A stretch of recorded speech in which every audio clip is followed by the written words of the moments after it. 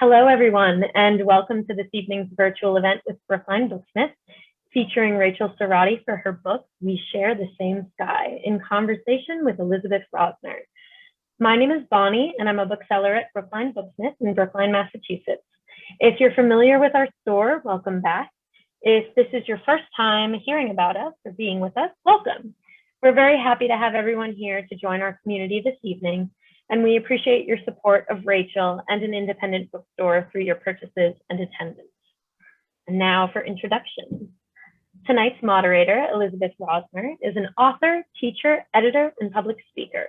She is the author of 3 novels and a collection of poetry, as well as the nonfiction book Survivor Cafe, The Legacy of Trauma and the Labyrinth of Memory, which was featured in the New York Times and named a finalist for the National Jewish Book Award.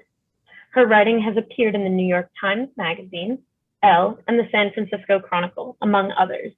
She currently lives in Berkeley, California, and it is a pleasure to be able to host her all the way over here on the East Coast. And now to introduce our author.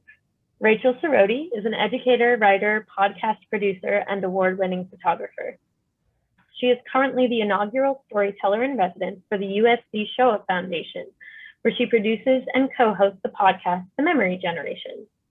Rachael's work has been featured in NPR, the Boston Globe, the Washington Post, and more. She is the creator of the beloved podcast, We Share the Same Sky, which was the first narrative podcast based on the testimony of a Holocaust survivor.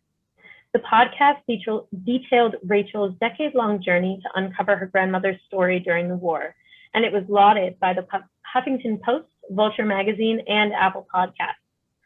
Tonight, we're here to celebrate the release of her memoir by the same name. And congratulations, Rachael. Today is the day. It's so exciting. It's so lovely to have you. Thank you. To say a little bit about the book, We Share the Same Sky, the memoir, details the intergenerational impact of Rachael's grandmother's experience in the war. In 2014, Rachael set out from Boston to travel across Europe in search of her grandmother Hannah's story. She traveled to the places Hannah called home, forming meaningful relationships with people from her grandmother's past. This intimate memoir beautifully reveals the love and loss woven into a family's history. In a starred review, Publishers Weekly called the book a gripping and deeply moving debut that's hard to forget. We are so thrilled to be able to host Rachael tonight, and as her hometown bookstore, no less, it's lovely to have her here to speak and share her incredible story. Please welcome Rachael Cerrotti and Elizabeth Rosner. Thank you so much. It's so good to be here. Thank you, Bonnie. Thanks, Brookline Booksmith. Rachael, I'm so excited for you, and I wish we could smash a bottle of champagne against a pile of books or something appropriately celebratory, but we're going to do that in person one of these days soon. We are.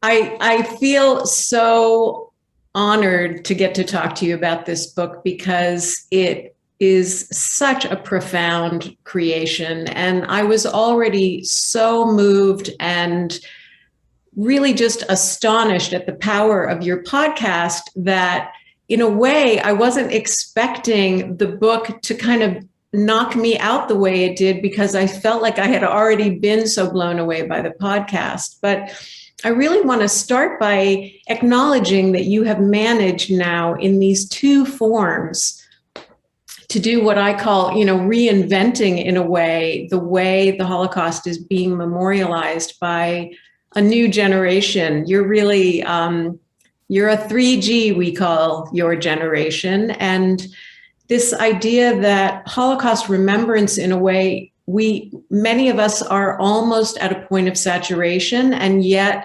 recognizing that right at this historical moment, we're on this threshold of how these memories are going to be preserved as the generation of survivors disappears. And so I just want to both congratulate you on that accomplishment and also ask you to talk about how you feel being in that realm of what I'm calling reinvention. Yeah, well, thank you everyone for being here. And, I think it's kind of funny that I never set out with intention of being a storyteller of Holocaust history. A number of my colleagues, and now I really feel so incredibly grateful that I get to work with these stories, and we'll talk about that a bit later, some of the other stories I work with, but I really fell into this period of history through my love of photojournalism, my love of writing, my love of storytelling. And back when I started getting interested in my grandmother's history, it was because I wanted to be a photojournalist, and her story I knew was really powerful. And over the years, it's kind of flip-flopped in a sense, where these stories have been the ones that have not only kept my attention, but have helped me make sense of the world around me, and this really profound impact that people who are older than me, who have lived through different periods of life, that hearing their stories firsthand and trying to think about them in the way that they impact our society today has been in many ways the lens in which I see the world. And so I think the word reinventing, I don't think like I necessarily went out to be like, I'm going to reinvent the way we tell this, but I did go out with a very strong intention of, I need to figure out how to take in this history in a way that makes sense for me today. And that wasn't always the traditional ways of telling this story, and maybe call it a bit of a selfish act, but I really needed to understand what it meant for me in a contemporary sense. And so that was the only way in which I knew how to tell it.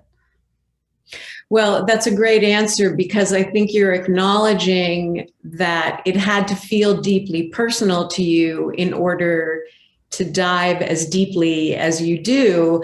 And yet you also recognize that you're coming out of a certain tradition that relies on archival material and documentation, and that you want to really honor and respect facts and accuracy, and that's the photojournalist in you that's really staying true to the form in a way, but then bringing your own narrative into a place where it feels authentic and genuine. I think that is such a key to the beauty of your work. It feels so intimate, and yet not only your story. It feels like it has the kind of intimacy that can connect us to ourselves and to each other.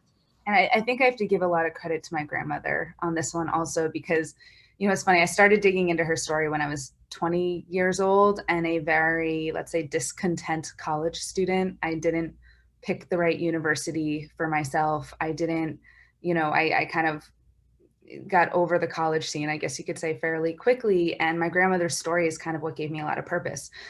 But so starting being in her story at the age of 20 as a very young, impressionable person, and then spending my entire adult life thus far wrapped inside of her storytelling, I sometimes wonder, is my storytelling and the way that I tell stories a direct result of being inside of her storytelling? Because my grandmother was an incredibly gifted storyteller, and I would say put her in a different time and place, and that would have been her profession. But she didn't get those opportunities in life.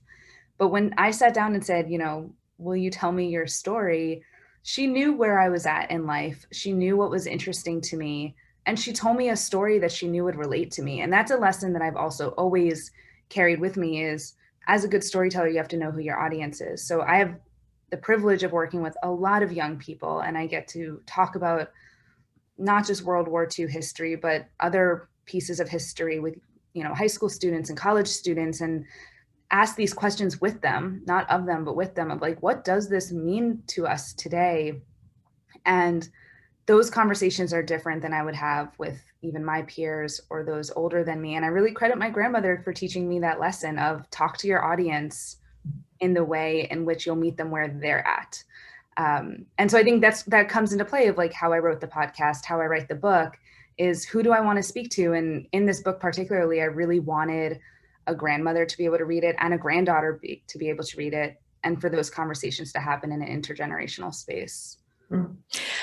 Well, I love the idea that she also taught you how to tell stories. It wasn't just the content of her remarkable life and her remarkable experiences, but that it was really her ability to connect and be the storyteller to you specifically, and not just, this is my story, I tell it anywhere to anyone. And so that actually leads me to my next question in a way, which is, the beautiful back and forth that the book does between her being at the center of her own story and you being at the center of your own story. And so, you know, with Holocaust material, it's often such a complicated and really nuanced set of choices. I'm speaking myself as the daughter of survivors who writes about that history as well. You know, am I allowed to put myself in this story at all? And then how much of myself do I focus on? And so I want you to talk a little bit about that movement or that weaving together of your own experience with your grandmothers.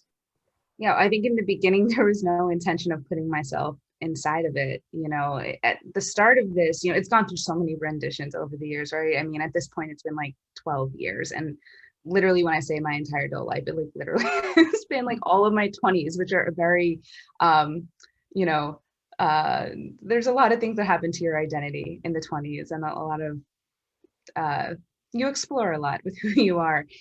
And this story has kind of been the backdrop to it. But just like in my personal life, in my professional life, there's been a lot of renditions of this. At first, it was like a family history project, and then it was a book that was going to be a little bit more of like a history travel log, I don't know, something there. And then over the years, as my life began to unfold, what I began to realize is like her story, her history, and not just her history, but that generation's history started to mean something really, really differently.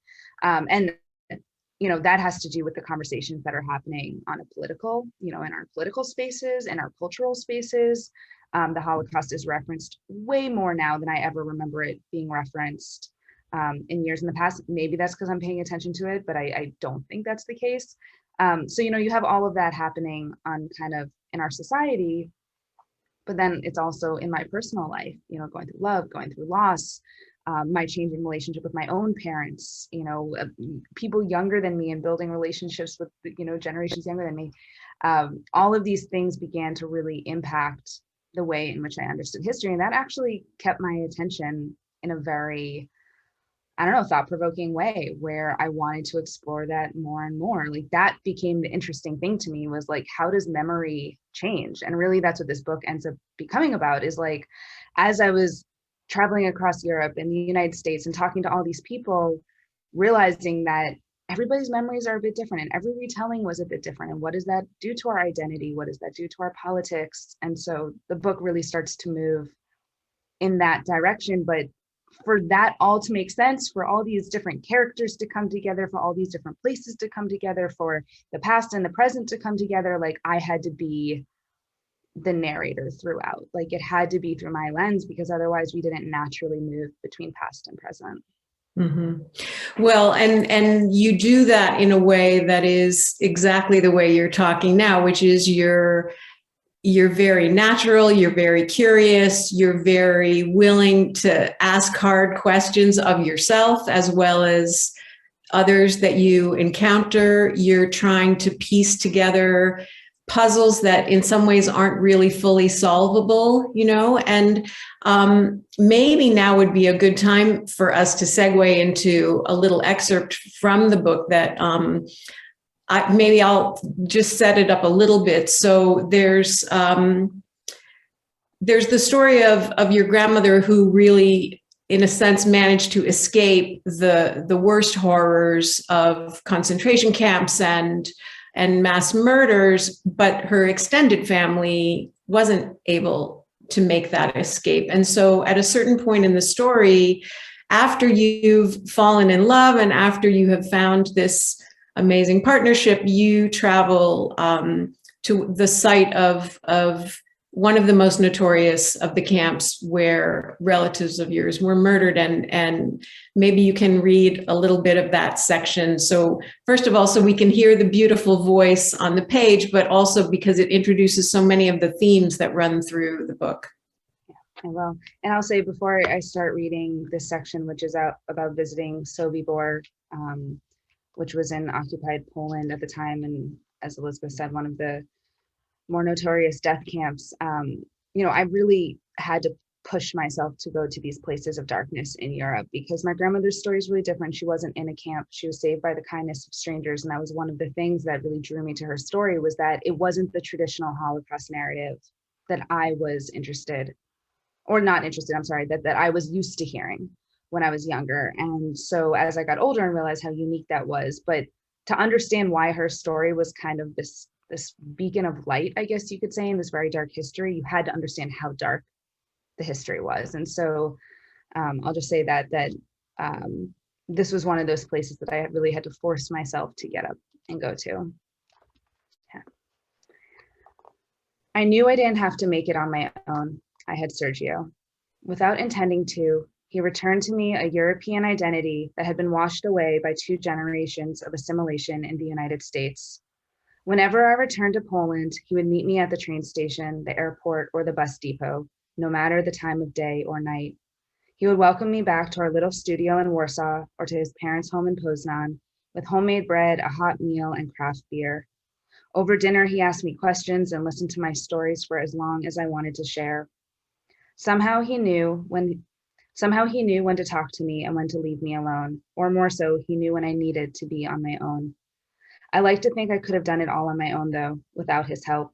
I have the confidence, like my grandmother had, that I could have navigated my way around Europe without anyone's advice or insight, without a helping hand or a hand to hold. But there is one place I am certain I never would have seen without him. I would never have gone to the end of the world and back, to the site of my family's murder, to Sobibor. It didn't take long to get there. It was just shy of a 4-hour drive from our apartment in Warsaw. We drove along lonely state roads and through simple villages, passing stretches of desolate, frozen farmland. It was a Poland I hadn't seen. Prostitutes waited at intersections, rundown shacks sat next to modern houses. Farmers stood on the corners conversing with their neighbors. Older women biked past us, and young kids chased their families' chickens. We drove so far east in Poland that we were just a few kilometers from Ukraine, just a few short miles from the border of the European Union. I didn't want to visit here. To call it hell would be too kind of a word. This place of mass murder, of hopeful extinction, of intentional suffocation. If the trees could talk, they would tell you what they saw. They would tell you of the smell of ash and the sounds of gunshots. They would tell you that they saw my great-grandparents being stripped and shot. They would tell you that they witnessed Hannah's younger brother dig his own grave. The trees would tell you he was only 13. I'm going to move ahead to a little bit later in the chapter here. Sergio and I pulled the car over to the side of the road. We saw a few simple houses and a set of train tracks. There were no cars. There were no faces. There were no sounds. It was quiet, but it was not empty. There was a manicured path featuring a small exhibit that told about the deaths of the prisoners. Small rocks lined the way, each placed in front of a pine tree. I am told that the Nazis called this the road to heaven. Each stone bore a name. Some stones said, "For the unknown." Sergio's footsteps haunted me, and my footsteps haunted him. With every step, we broke the perfect layer of undisturbed snow. We walked a short distance into the woods before being stopped by a simple string tied between wooden benches. The remains of gas chambers, bones, and other objects belonging to the victims had recently been found. I needed to get away from this place. It wasn't like visiting Auschwitz, with the voices of hundreds of international visitors ringing in my ears. Stepping back in Sergio's footprints, I decided I didn't need the pictures I had planned to take. Then a dog's bark echoed across the empty land and broke time. Pictures flashed through my mind. Pictures of German shepherds, Nazis, brutality, and fright. Pictures of burnt bodies, starved bodies, murdered bodies. Pictures of my forefathers' bodies. The bark reverberated off the rusted railroad tracks and through the bare branches. It was as if the dog were telling us we had no reason to be here. Sergio touched my waist as he unlocked the car. We turned on the engine and shut the doors, straining our necks to look back toward a pale pink house that had one small window near its triangular roof and a lone door carved into the side. Supposedly, it's where the commandant had lived. The dog was satisfied with our decision. Her stiff tail relaxed as a young girl emerged from the house. Her body was protected by a warm winter coat and snow pants as she went to play. In this place, at the end of the world, I was looking at a vision of love that exists only between a girl and her dog. It was a glimpse of familiarity. I know this love, I thought. I have this love. Sergio and I drove off in silence. We said only, let's go home.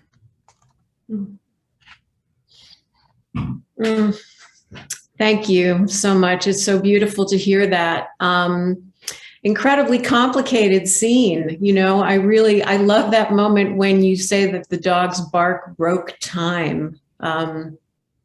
That's such a perfect way to describe the surreal quality of being in a place where this nightmare occurred, and yet a girl and her dog can play in the snow, and you can be with your beloved and leave. You know, you can turn away. And so I think that that raises this other question for me about when you work with this material, how you yourself navigate that territory between grief and joy. And, you know, that too, I think you're probably going to say, I give my grandmother credit for that too, but, and maybe you'll say something other than that, but I'd love to hear how you do that. Yeah, I think that, you know, I mean, gosh, I talk about that for so long. And really this story, I've said a lot about this book that I didn't really know what I was writing until I finished it. And really, I wrote the book I needed in my own life, which was How to Be Empowered by Grief. And I think one of the very complicated parts of grief is guilt and the feeling of feeling joyful after something terrible happened. And I mean, you could extend that to 2 generations back of what happened to my family during the Holocaust, or you can extend it to what's happened in my personal life, which, you know, the book does go into. But, you know, years into thinking about this, I have some comfort in the idea that grief brings a lot of joy. Like when you have felt in so much emotional pain that you don't know why, you know, what there is for you the next day, and then you start to feel joyful again, or something feels good, that feeling of ecstasy that feeling gives you is so high that you, like, it's something that you couldn't reach without all that pain, if that makes any sense, where like your spectrum of emotions becomes so much wider and larger in that. And that's a lot of what these stories have taught me. And I mean, I have my grandmother's story, and then I have the work that I do in my daily professional life with Shoah Foundation and working with all these other Holocaust survivor testimonies and testimonies of not just Holocaust survivors, but people who've been through other horrible atrocities, and people from Rwanda and Cambodia and Guatemala and all these other places that have just carry such incredible emotional burden. And some of these are the most optimistic individuals I've ever met, and they appreciate their life so deeply, and they appreciate their love so deeply. And that was a huge part about the like contemporary piece of World War II history. It's not just what did these people go through, it's not just how did they die, where did they die. And, you know, I think just going back to that earlier question of you know, kind of the relevance a little bit, and reimagining how to tell this history, it's also like bringing out these themes that are really universal. And like, what's more universal than grief and joy? Those are 2 things that everybody has the capability of feeling, regardless of where they are in life. And it looks really different, and it feels really different at different periods. But I don't, there's so much in these stories that encompass both those, and sometimes they're the same moment and the same emotion, and they're very complicated and confusing. And that's something that I really only settled into recently, because I think I was always trying to push and pull of like, no, this is the moment of grief and that's sad, and this is the moment of joy and that's happy. But really they can be one and the same. Not always, but I think they can be. Thank you for saying all that. I feel like that is also why the strange beauty of your book coming out at this moment when, you know, you were so looking forward to being able to be in Brookline Booksmith in person with, you know, with people that you could hold their book in your hands and sign for them and all of that. And that this is a time of simultaneous grief and joy for you personally in launching this book. And then so many other people who are going through gratitude for being well, and then tragic sorrow because we all know somebody who's either been ill or maybe lost someone recently through the pandemic. And so I think, again, it's this feeling of, you're modeling for us in a way, and maybe the way your grandmother, maybe the way Hannah modeled for you, that, you get to just be in this life with what you're given. And so I think that maybe that can lead you to say more about the work you do at the Shoah Foundation and how that feels, again, to sort of keep focusing on this contemporary moment and how the past teaches us how to be in the now. Mm-hmm. Yeah, and I'll say, before I talk a bit about my work with Shoah Foundation, I'll say that my grandmother was like the wackiest, most joyful person I knew. Like when I was younger, like she was just, I talk about it in the podcast and the book, like she dyed her hair green for my bat mitzvah per my request. She would like eat fire, like she put matches in her mouth and take them out.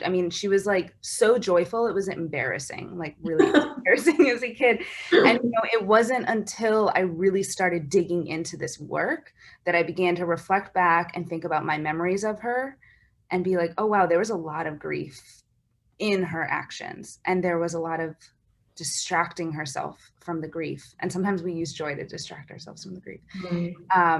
But she held these different pieces inside of her, as many survivors I work with do. And so moving into some of the work I do now, so I work with Shoah Foundation as their storyteller in residence, and I made the podcast with their support, and I'm hugely grateful to them for not just trusting me with that, but also for preserving all these testimonies, because they essentially reached out to me and were like, hey, is your grandmother in the archive? And their archive has over 55,000 testimonies of genocide survivors and witnesses. And my grandmother was indeed in their archive, and I didn't know it. And then I had it, and I was like, let's make a podcast. And that's how that happened. But now, listening to oral history, and oral history takes a commitment. It's not an interview like I would do as a journalist necessarily. Like in oral history, you don't go in with an intention of the story you're going to tell. You go in with the intention of recording a story from start to finish, if you could say that.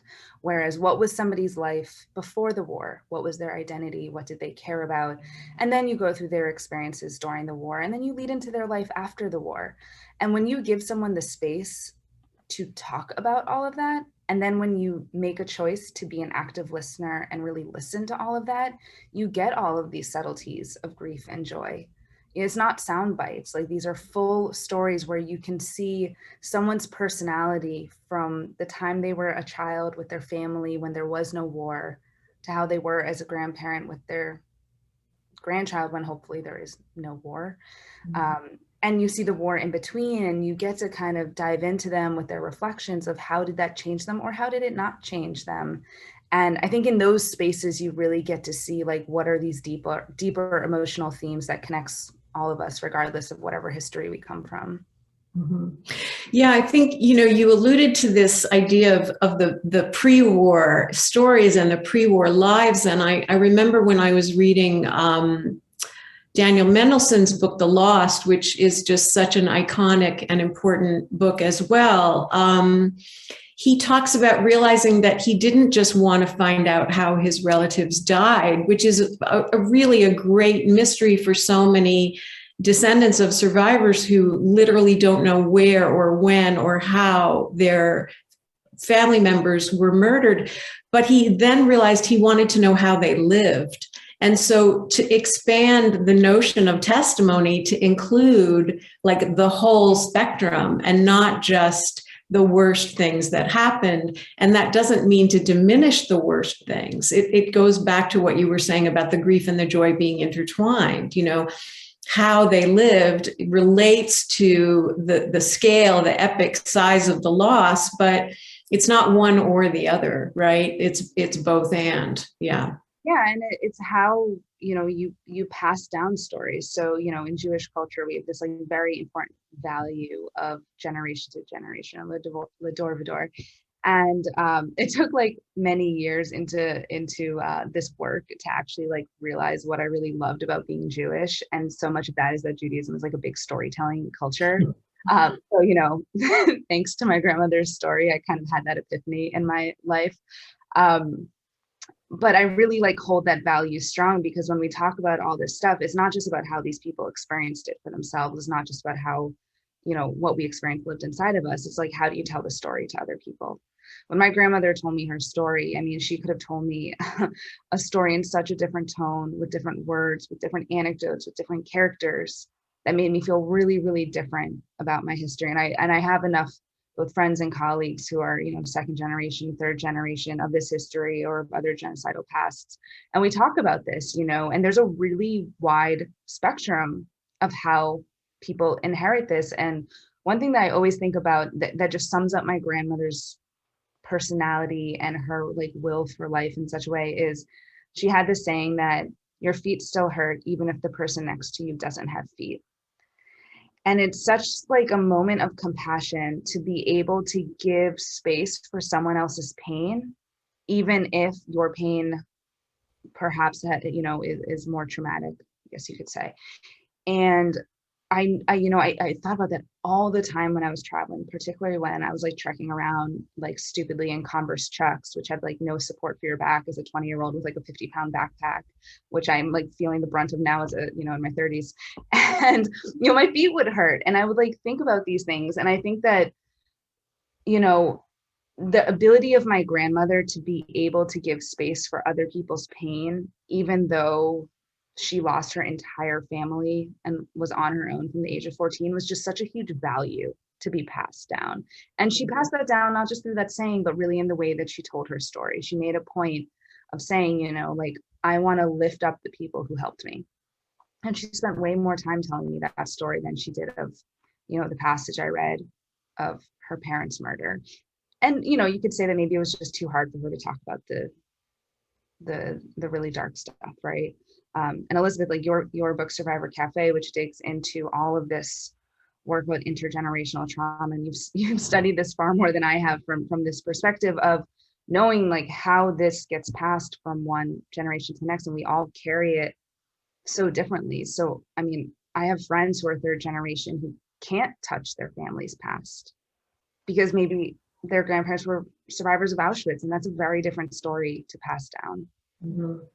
Well, it's interesting because to talk about the differences without getting into the comparative, the kind of the hierarchy of suffering, it sounds like, your grandmother also really understood that. And I'm so struck by that saying of hers, but also the way, you can make space for all of it again. And I'm thinking about the Shoah Foundation now, really opening itself to focus on other genocides and other atrocities as a way of saying the Holocaust doesn't have a monopoly on this tragedy, but we also can inherit resiliency and pass that along. So it doesn't, again, have to be this choice of one or the other.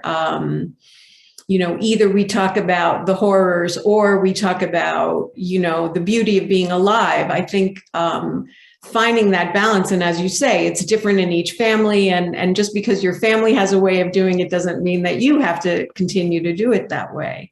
So I guess that leads me to wonder about, how do you feel you're moving forward now from, the work you've done, that's the family work, and now the Shoah Foundation work, which takes you slightly more outside the, not boundaries of your own family story, but keeps you turning outward into collecting and gathering material elsewhere too. Yeah, well, I think it actually started with the family work, because right in the depths of, me being in Europe, I went on the road in 2014 for a year, and I had this idea in my head of I'm going to retrace my grandmother's whole survival story in this year. And I was focused not just on the years of the Holocaust, but her years of, she was stateless for 17 years. And that was really kind of my confines. I was this is, and I had to care about before and I had to care about after, but that was my focus. And that was 2014 to 2015. That was going to be my year of travel. And I was I'm going to travel for a year and write a book. Well, it's, 2021, I think. And so, but 2015, I'm coming back to America to do some travels here, and and that's when the whole migrant crisis in Europe starts breaking out, and you have all of these, refugees and migrants flooding Europe and trying to get primarily to Scandinavia, which is where my grandmother was saved during the war, because Denmark and Sweden are historically very good places for immigrants, and Sweden specifically because they had very good laws about family reunification, and that was known. They also spoke good English, and there's other reasons, and a good help for people who came. And I was faced with this moment of like, okay, I just spent all this time with this history that I was really, at that point, maybe call it me being young, naive, unexperienced, I don't know, but I really saw history as like this very linear space of this bad thing happened then, and now things are better, and like, look at me traveling around Europe, not to diminish my, my intellect at that point, but it was a little bit more naive, and that's okay. I was like 25. And then you saw the world starting to change, and you started to hear the way people were speaking about immigrants and refugees. You started to see these countries that were known for, really helpful policies starting to move into like anti-immigrant rhetoric. And I was like confronted with this moment of, well, how do I tell my grandmother's story and ignore this, what's going on? And so, I mean, I could talk about that for a while. I cover it in the podcast, in the book. I started working on these contemporary chapters, is what I was calling them at the time, where I would document young refugees in Scandinavia and learn about their experiences. But then moving into now what I do, which is working with individuals of all different backgrounds who come from very traumatic histories, you kind of ask the same question, where it's like, well, history is not lived in a vacuum. That's not how it works in the world. We don't have our experiences in these very like tightly sealed spaces. Like the Jewish experience is not something that's only lived within the Jewish world. It's in the context of our greater societies. And you can go from your small neighborhood to the whole world if you want to. And so that feels the same way with like other people who are going through things today. We're seeing what's happening in Afghanistan. We're seeing it happen in other places in the world, and saying like, well, this does affect us. And I think that one of the ways that we're able to see outside of ourselves and see outside of the ways that it impacts us is by going into history. Because in some sense, we have a little bit of the end of the story in history, in a way. And I think it helps us find those connections with different people. And so working with oral histories at Shoah Foundation and getting to hear from the stories of Armenian survivors and descendants of the Armenian genocide, and really listening to their stories and hearing feelings that are familiar to my own, suddenly history isn't being told in the same vacuum. And I think that's really important for us all to do, is to get out of our own vacuums of storytelling. We don't live in these spaces where it's just our story going along. And so we can't tell our stories like they're just ours. So that's been a huge motivation.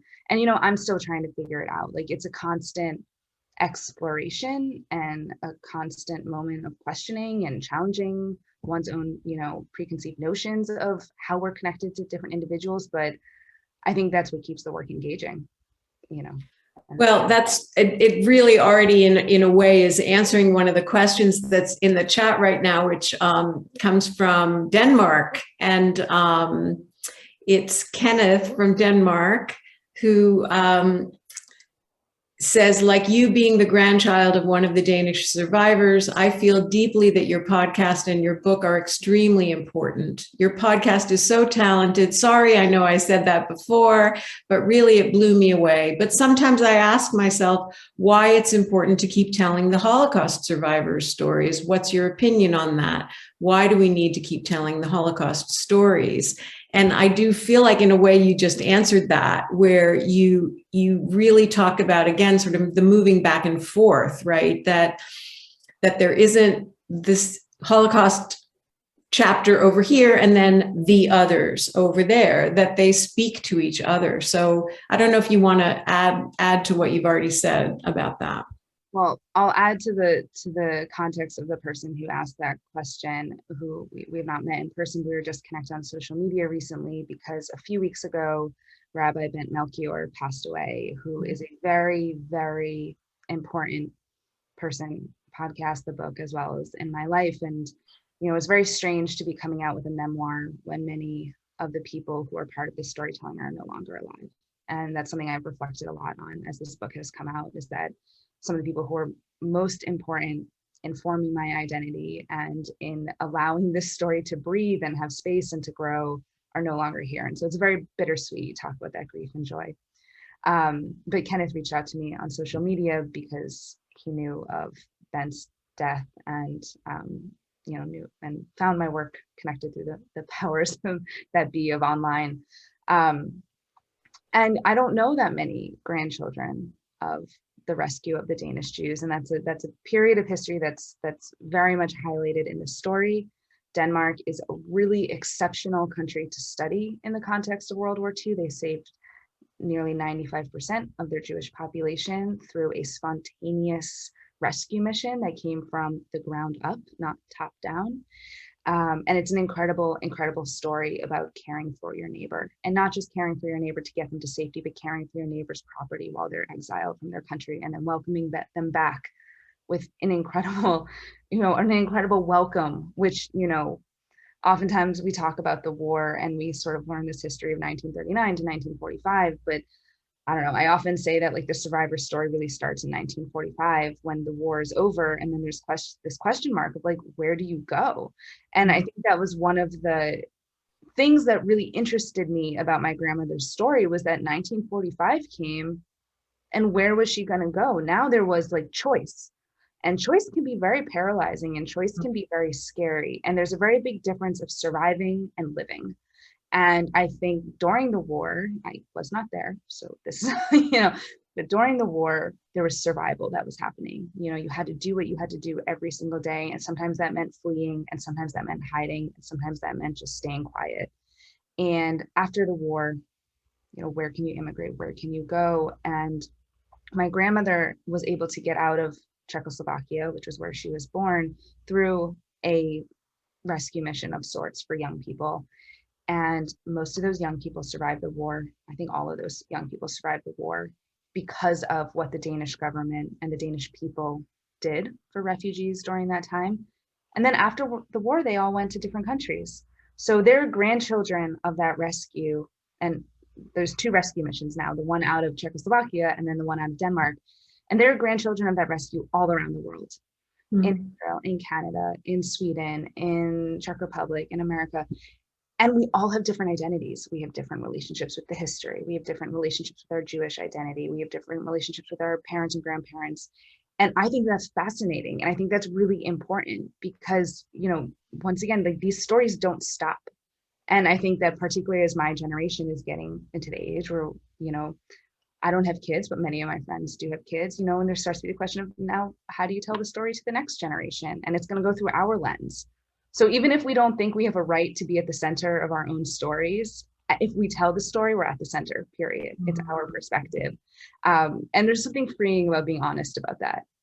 This is my experience through my lens, and that's the only one I can offer, really. Mm-hmm. Well, I love the way you're describing that scattering of the descendants of, the same experience, but then there was this dispersion, right? And so, of course, the experiences afterwards were going to change, but I'm just so struck by this idea that it goes back to what you were saying about your grandmother mainly choosing to tell the stories of the people that helped her and the people that saved her. And so it again, in the relevance to this moment, becomes this reminder, this is what it looks like when you do the right thing. This is what it looks like when you put yourself not necessarily in harm's way to help someone, but you just do what needs to be done to make sure somebody else gets what they need. And, here we are on yet another threshold moment of tens of thousands, maybe hundreds of thousands of refugees about to come streaming out of Afghanistan or really at this moment. And are we gonna do the right thing individually and collectively? And so I think that's also a question about how do you tell the story in a way that will inspire good deeds, that's a motivation in telling a story. Absolutely. I mean, right. We tell the stories we need to hear. And I don't know, I hit, just, I would always walk into my classrooms when I would teach Holocaust history to high school students. And And I was very lucky because a lot of educators would give me the opportunity to create my own curriculum. So I taught my grandmother's story. But one of the first things I always ask these young adults, really, if I can call them that, 17, 18-year-olds, was, what do you want to learn? Like, and a lot of times I would hear, I don't want to learn the names of concentration camps anymore. And right now I'm talking about Jewish communities particularly because, Holocaust education is not universal. So that community is going to get it a bit differently. But there was this yearning, and maybe it's because of the age we're in with technology. Maybe it's just because of the age we're in, I don't know. There's this yearning of them wanting to know, what does it have to do with me? Because this is a history a long time ago, and they're so aware of what's happening in the world. So then the question becomes is like, okay, well, we still need to learn this history because it's really important, like really important. But yeah, let's work to put it in the context of why does it matter? And I think one of the reasons I've always been drawn to the rescue of the Danish Jews is that it feels like this blueprint of history of what can you do to help your neighbor. And to quote Rabbi Bent Melchior here, who really became such like a spiritual guide for me throughout my life, was that, and he worked for refugee rights his entire life, passed away at 92, still working for refugee rights, and he said to me once, you can't help the whole world. You can't, but you can help those within your reach. And that's the story of the rescue of the Danish Jews. And that's the story of my grandmother's survival, is that she was helped by very ordinary people. This isn't a story of, this isn't Schindler's List. Like this isn't that. This is very ordinary people who gave a hand. Sometimes that was physical refuge and sometimes it was emotional refuge, and who helped her because they could. And that could be the fisherman who didn't require money to get her on the illegal crossing over the Baltic Sea in 1943. It could be Jensine, who is a character who's a Danish farm wife who treated her with kindness and made her feel part of the family, which was incredibly, it's just so important for my grandmother's sense of self as like a growing teenager, as a refugee during the war. And that is something that we can all do. And I think, studying a big history like World War II, you get really paralyzed in the like, well, how do you be an Oscar Schindler? And I think looking at the world today, I get very paralyzed being like, well, how do you help the people of Afghanistan? Or how do you help the people of Syria? How do you help, the people seeking a better life? But when you start to like look down at the ordinary individual actions and how that can not just change one life, but change like generations of lives, like then it starts to feel approachable. And then it starts to feel tangible. And I think, I don't know, I need that. So it goes back to like, I wrote the book I needed, I explored the history I needed to understand. And that's like very clear to me now. I don't know if I was always clear that that's what I was trying to do, but that's very clear to me now. Well, I think that, you're obviously somebody who reflects and considers a lot, but there are things we can't know about our lives until we look back. I'm looking at the Q&A again, and one person is asking, Gabriela Toth, Rachel, it's just so interesting to listen to you talk about what one can create out of a simple family history project. I love that you say that it started as just that and finding out how it turned into so much art and creativity. At what point in this process did you start working with the Shoah Foundation, and how did that come to be? Yeah, so this is great. Stephen Smith, who is the executive director at Shoah Foundation, who also wrote the foreword to this book, which I really, really appreciate. He found me on Instagram, ironically. I can't say, it's not like I have like 50,000 followers or something. At that point, it was probably just a few hundred. In 2017, just to give a little bit of the long version, because I think it's worth saying, in 2017, I got to work with some incredible storytellers at WBUR, which for those who might not be in the Boston area, that's Boston's NPR station here, one of them, and who did this beautiful multimedia series called Beyond Sides of History. And you can Google Beyond Sides of History, WBUR, you'll find it, and won some awards. And they did this beautiful multimedia series that wove together my story and my search for my family history, which at that point was not a podcast or a book. It was just me searching with a author. I don't think her book had come out. Yeah, Julie Lindahl, who is the granddaughter of an SS officer who lives in Sweden. And Julie and I met through a very interesting way that the series tells that story. And so WBUR had just put out this beautiful multimedia series. And so there was a little bit of like a internet footprint of me, I guess, which is helpful in these types of connections. And Stephen Smith, somewhere along the way, stumbled upon something I did on Instagram that like had a tag, probably of Holocaust stories or something of that sort. And around that time, I had also been working on a documentary project about young widowhood. And he saw those two things together.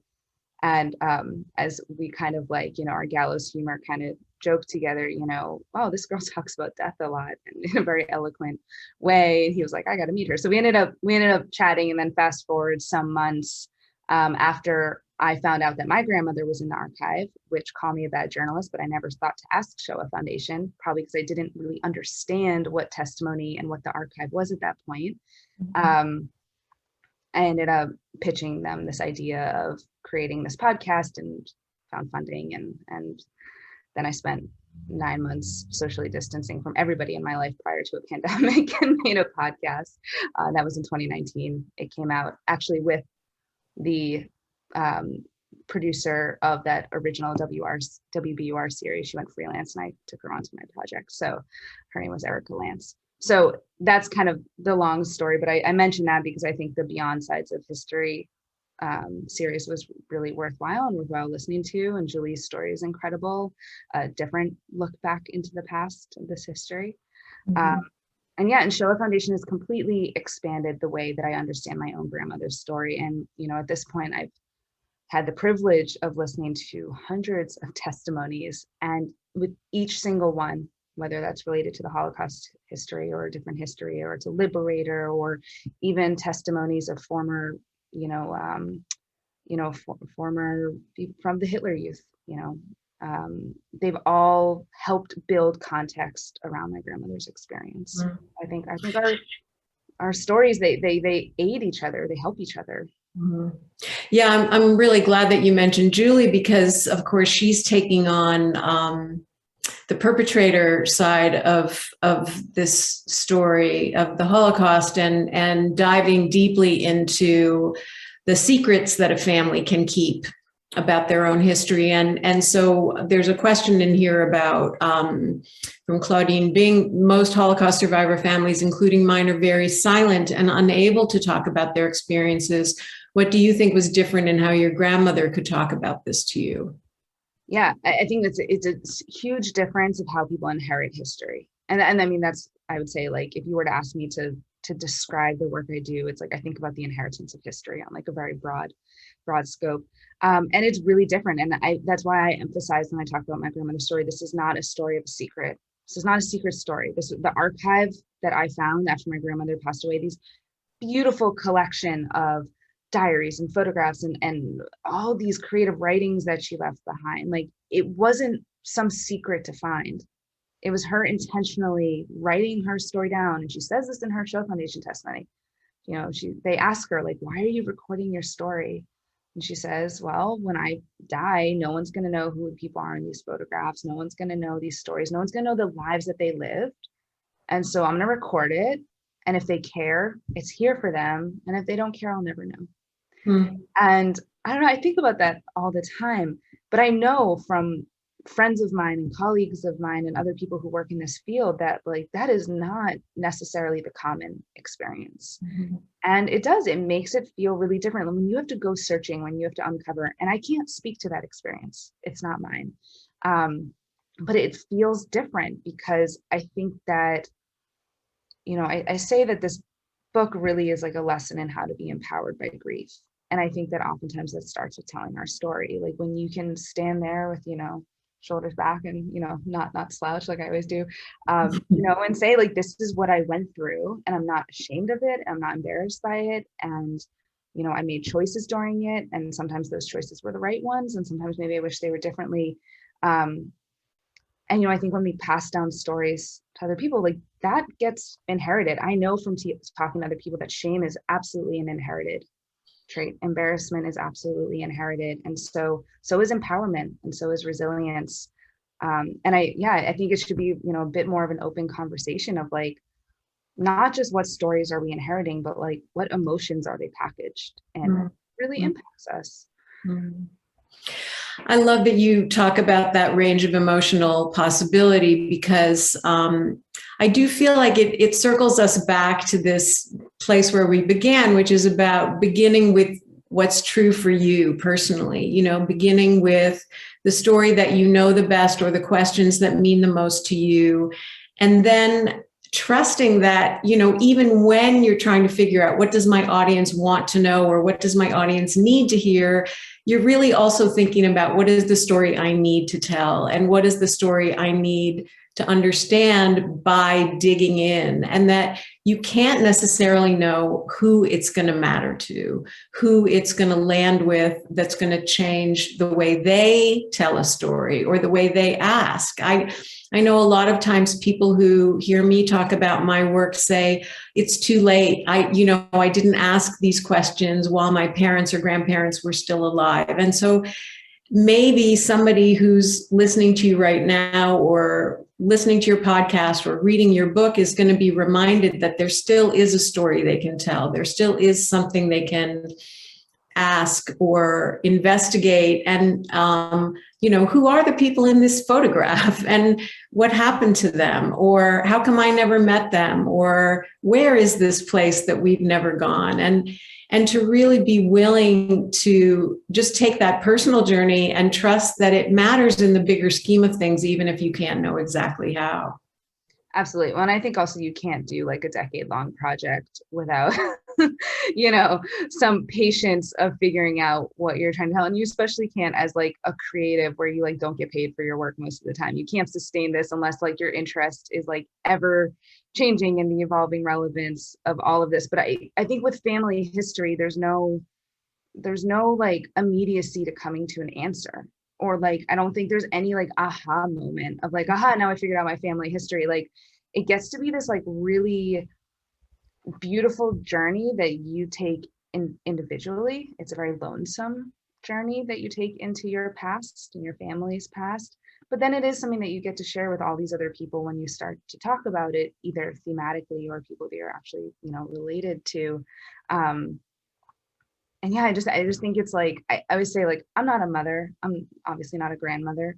And one day if I get to be, like, I will think of this story differently. Like, I'm going to read my grandmother's diaries differently if I become a mother or a grandmother. And that's exciting to me, to think that this isn't like the book is out, but like the book isn't closed on me, reinterpreting and like understanding what all of this means. And that's great, because it shouldn't. And every time I meet a new person and we get to talking and have conversations like this, whether it's like in a formal environment or over a drink, something expands a little bit, some curiosity gets picked up. And how cool is that just like it never stops being interesting. Well, that's a perfect note to end on, because today is the book's birthday, and it goes out into the world and has a life of its own, with you and on its own, and we're all here cheering you on. I know that if we were all in the room together, we'd be wildly applauding you. So Thank you. Yes. Yeah. So what a lovely note to end on. Thank you, Elizabeth, for your wonderful questions. They were really engaging and lovely. And thank you, Rachel, for sharing your amazing story and this journey that it seems like you'll be on, in a way, for the rest of your life in new and beautiful ways. So it's a privilege to be able to hear your perspective. I just want to jump in and say that always when I daydreamed about a book launch, because every author daydreams about a book launch, normally not in COVID times, but I'll say that it was always Brookline Booksmith was always like the store I daydreamed of. So this feels really, really special, because I've worked in Coolidge Corner a lot, and anytime I would have like a few minutes to spare, I would always go buy things from Brookline Booksmith. well, cheers for the local independent bookstore. Buy multiple copies of Rachel's book at Brookline Booksmith, and she's going to be there signing tomorrow, right? Are you? Yes. She'll be in tomorrow. We'll have signed copies for anyone who wants a signed and personalized copy. I dropped a link in the chat for folks to purchase the book at. If you buy it before 9 a.m., you can get a personalized copy. And thank you, Rachael, so much for choosing us. That's very special. It's such a privilege to be able to host you and to be your hometown bookstore and make that book launch dream come true. So thank you so much. And I hope everyone has a lovely night. Thank you for this wonderful event. And thank you, Elizabeth, so much. Oh, it's been my pleasure. There's a beautiful stream of Mazel Tov and congratulations in the chat too. So yes, the folks in the chat are so thrilled. Thank you, everyone. Thank you. Have a great night. Bye. Good night.